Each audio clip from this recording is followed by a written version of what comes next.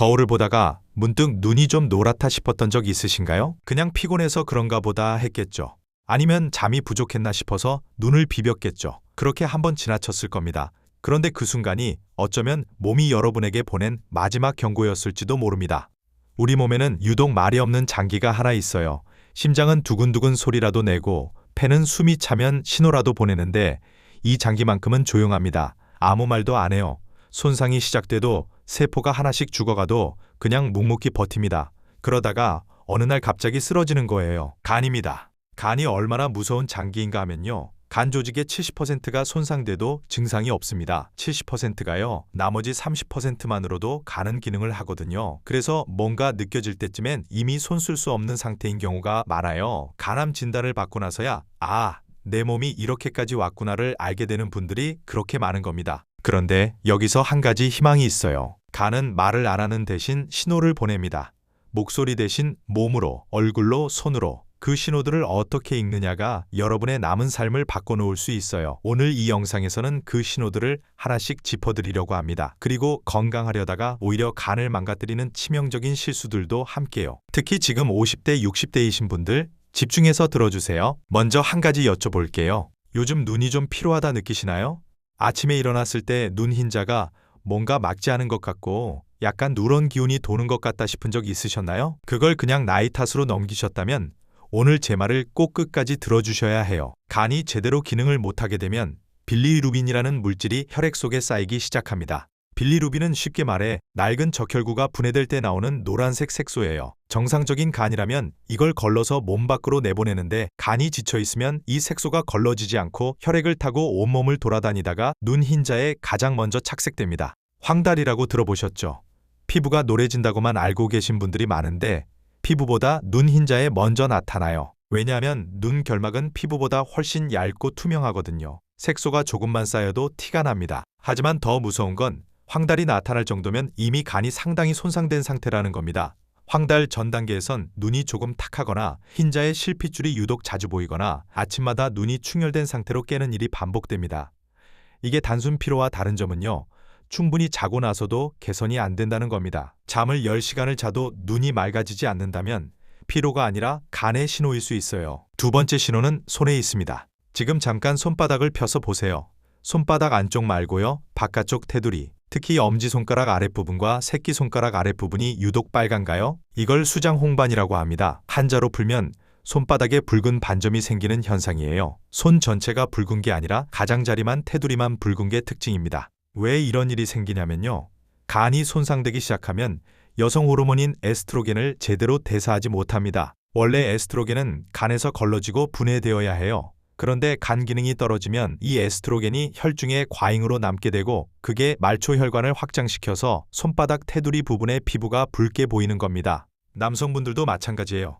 남성도 에스트로겐을 소량 가지고 있고 간이 이걸 처리하지 못하면 같은 증상이 생깁니다. 오히려 남성에게 이 증상이 나타날 때 더 위험하다고 봐야 해요. 그리고 이 수장 홍반이 있으면 한 가지를 더 확인해 보셔야 합니다. 가슴이나 목, 어깨 주변을 보세요. 거미 한 마리가 다리를 쭉 뻗은 것처럼 생긴 붉은 혈관 무늬가 피부에 보이진 않나요? 거미상 혈관종이라고 합니다. 모세혈관이 피부 표면 가까이로 올라와서 퍼지는 건데 이것도 에스트로겐 과잉으로 인해 혈관이 확장되면서 나타나요.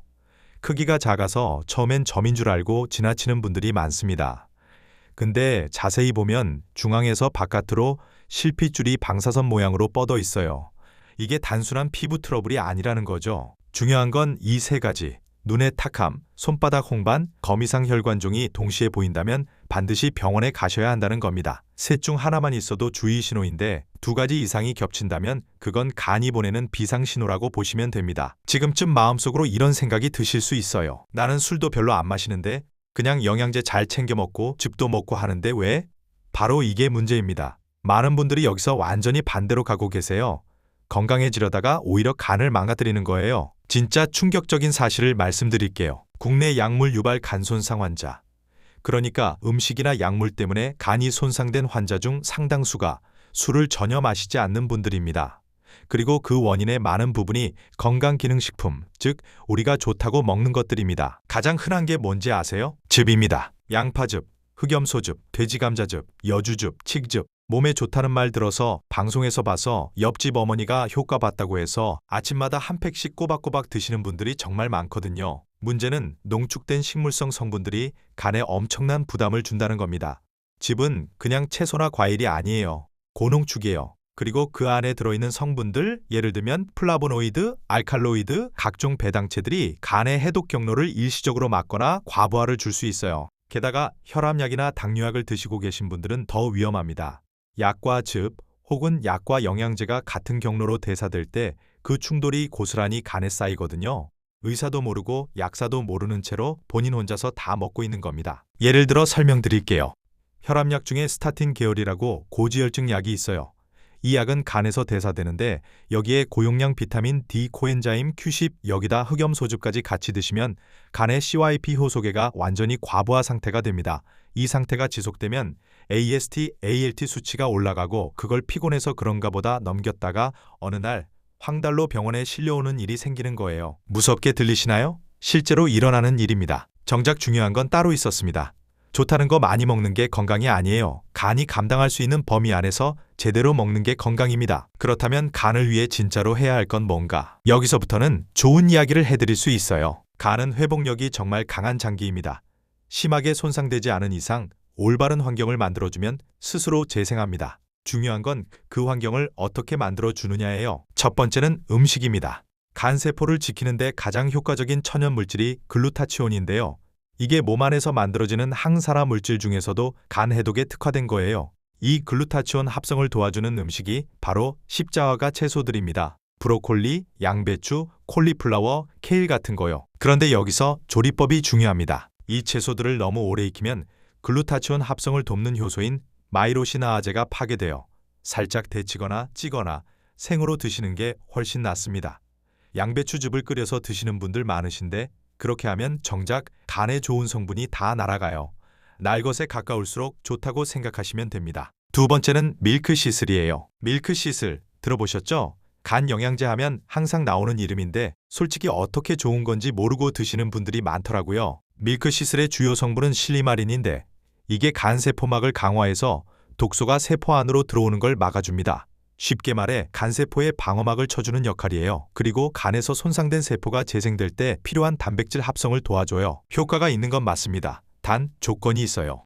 첫째, 실리마린 함량이 최소 70mg 이상인 제품이어야 해요. 값싼 밀크시슬 제품들은 함량이 터무니없이 낮아서 먹어도 크게 의미가 없는 경우가 있어요. 구매하실 때 꼭 성분표 확인하세요. 둘째, 식사와 함께 드셔야 합니다. 밀크시슬의 실리마린은 지용성 성분이라 지방과 함께 먹어야 흡수가 돼요. 공복에 먹으면 상당 부분 그냥 배출됩니다. 아침 식사 중간에 혹은 식사 직후에 드세요. 셋째, 그리고 이게 가장 중요한데요. 밀크시슬을 먹는 동안에는 다른 간 영양제를 함께 드시지 마세요. 특히 고용량 비타민 A와 병용하면 오히려 역효과가 날 수 있어요. 세 번째는 타이밍이에요. 영양제를 먹을 때 가장 많이 놓치는 게 바로 복용 간격입니다. 간은 해독 작업을 순서대로 처리해요. 동시에 여러 물질이 들어오면 일 처리가 밀리면서 부하가 걸립니다. 그래서 아침에 영양제를 한꺼번에 10개씩 꺼내서 한 줌에 털어넣는 건 사실 간 입장에서 보면 굉장히 고통스러운 일이에요. 전문가들이 권장하는 방법은요. 영양제를 두세 가지씩 나눠서 최소 2시간 간격으로 복용하는 겁니다. 아침에 비타민C, 점심에 밀크시슬, 저녁에 오메가3 이런 식으로요. 많은 걸 먹는 것보다 나눠서 제대로 흡수시키는 게 훨씬 낫습니다. 그리고 하나만 더.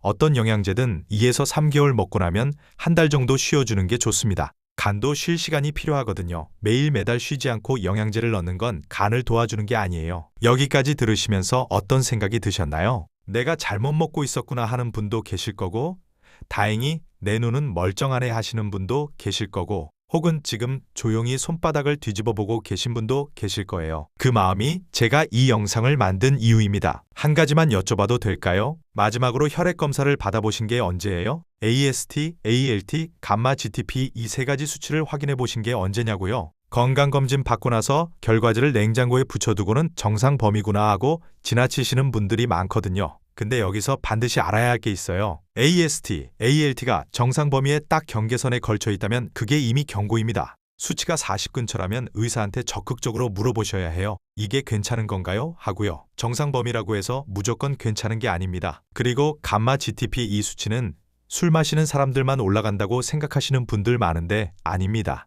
약물, 특히 영양제 과다 복용, 지방간, 담도 문제 다 이 수치에 영향을 줍니다. 본인이 술을 전혀 안 마시는데 감마 GTP가 높게 나왔다면 그건 그럴 리 없어가 아니라 내가 뭔가 잘못 먹고 있구나라고 봐야 해요. 마지막으로 드리고 싶은 말이 있습니다. 저는 의사가 아닙니다. 이 영상은 진단이 아니에요. 하지만 이것만큼은 확신을 갖고 말씀드릴 수 있어요. 여러분이 지금 지켜야 할 사람이 있다면, 그리고 그 사람이 여러분을 필요로 하고 있다면 여러분의 몸을 가장 먼저 지켜야 합니다. 가족의 건강을 챙기면서 정작 본인은 몸이 보내는 신호를 무시하고 있는 분들이 너무 많아요. 아직 괜찮아. 조금 더 있다가 병원 가지. 이 말이 얼마나 위험한 말인지 나중에 가서야 알게 되는 분들이 너무 많습니다. 간은 여러분에게 소리 지르지 않아요. 조용히 참으면서 끝까지 버팁니다. 그 침묵을 여러분이 먼저 알아채줘야 해요. 가까운 내과에 가셔서 간 기능 검사해 주세요 라고 말 한마디만 하시면 됩니다.